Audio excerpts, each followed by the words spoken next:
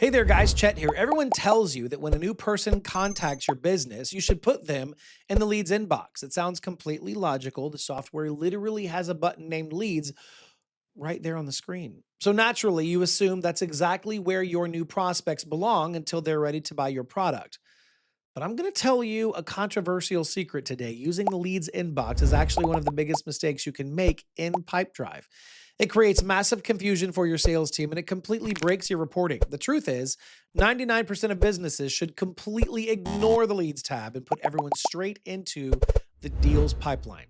Before I show you exactly why this feature is a massive trap and the very rare times you actually should use it, I've got a special offer. If you check the description below, you will find a link for an exclusive 30-day free trial of Pipedrive. The regular website gives you 14 days, but my link doubles your time to test this out. If you decide to keep using it after the trial, the discount is applied automatically when you use my link, which means you'll be using the same powerful Pipedrive for less than what everyone else pays. But I've also linked my completely free Pipedrive Master Course to help you build your system from scratch. Make sure to grab those right now. Let's start looking at the visual difference between these two areas of the software. Now, when you log into your account, you immediately notice a split in the system. You have your main deals pipeline, which looks like a beautiful visual board. You can see your stages clearly. You can drag people from left to right as they get closer to buying. It feels incredibly smooth and satisfying to use. Then you click over to the leads inbox. Suddenly, you're just looking at a boring flat list. It looks exactly like a basic spreadsheet. You lose all of that visual momentum that makes this software so great to use in the first place. The visual difference alone is enough to confuse a new sales rep who really is just trying to learn how to navigate the system. They have to constantly switch their brain between a visual board and a text list. But the visual layout is just the beginning of the problem. The real trap happens when you try to actually work with a prospect inside the leads inbox. When you open a normal deal card in your main pipeline, you have ultimate power. You can take notes and schedule phone calls and attach important files. You can create invoices, draft contracts right there on the screen, and you can mark the opportunity as won when they pay or lost when they walk away. You have absolutely everything you need to close a sale. The lead inbox strips almost all of that power away from you. If you open a lead, you can take notes and create activities and send basic emails, and that's really it. You can't attach a proposal document. You can't send an invoice to collect money. It is a completely restricted environment that forces your team to work with one hand tied behind their back. The restrictions get even worse when you look at the final outcomes. In a normal pipeline, you win a deal or you lose a deal. This gives you incredibly clear data on your success rate. Now, in the leads inbox, you only have two choices. You can archive the prospect or you can convert them into a deal. Archiving basically means they're a dead lead. Converting them means that they finally graduate to your real pipeline. This adds a completely unnecessary extra step to your daily workflow. Your team has to constantly remember to click the convert button instead of just working the way that a person naturally does through your sales stages. It creates extra clicks and extra friction, which is the exact opposite of what good software should do. If you care about tracking your success, the leads inbox will frustrate you endlessly. The reporting features for this restricted section are incredibly weak compared to the main pipeline.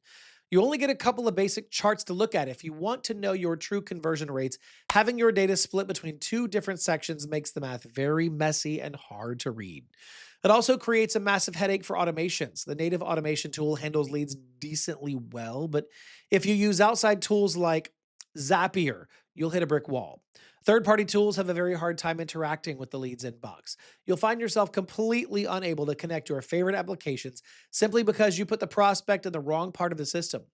After hearing all of these limitations, you're probably wondering why the software developers even built this feature in the first place. It sounds like a completely useless tool, and for the vast majority of normal businesses, it is entirely useless. I constantly tell my consulting clients to pretend the leads button doesn't even exist. But there are a few very specific situations where using this restricted inbox actually makes perfect sense.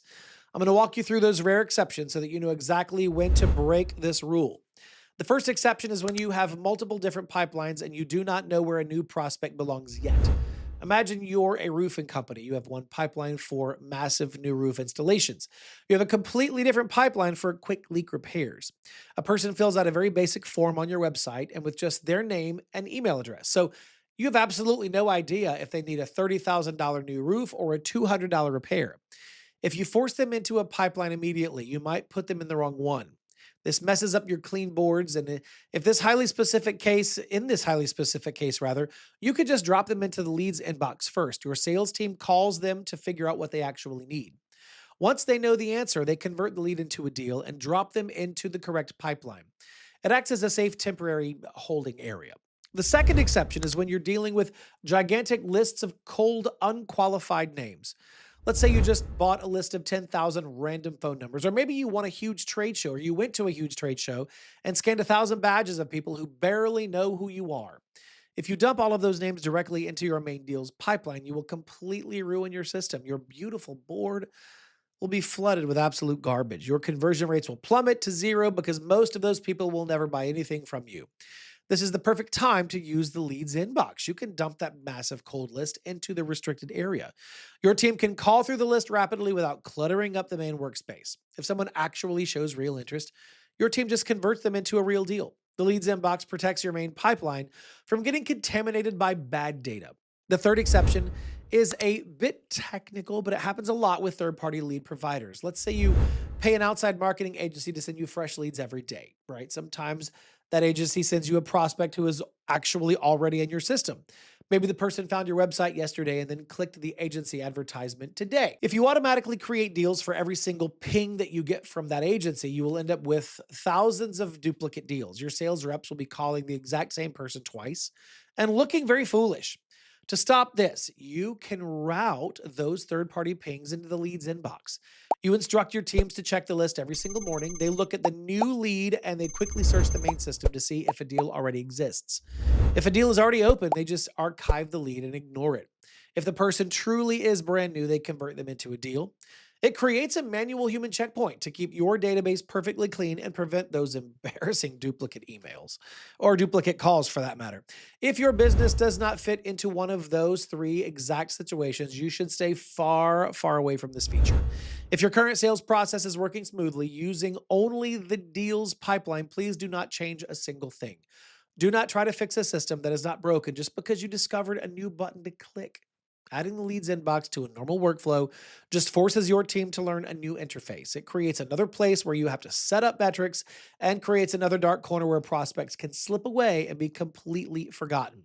Simplicity is always the most profitable strategy in sales. Keep your team working in one central location where all they have to do is keep using the tools they need to actually win the business. I hope this clears up any confusion about how to properly structure your account.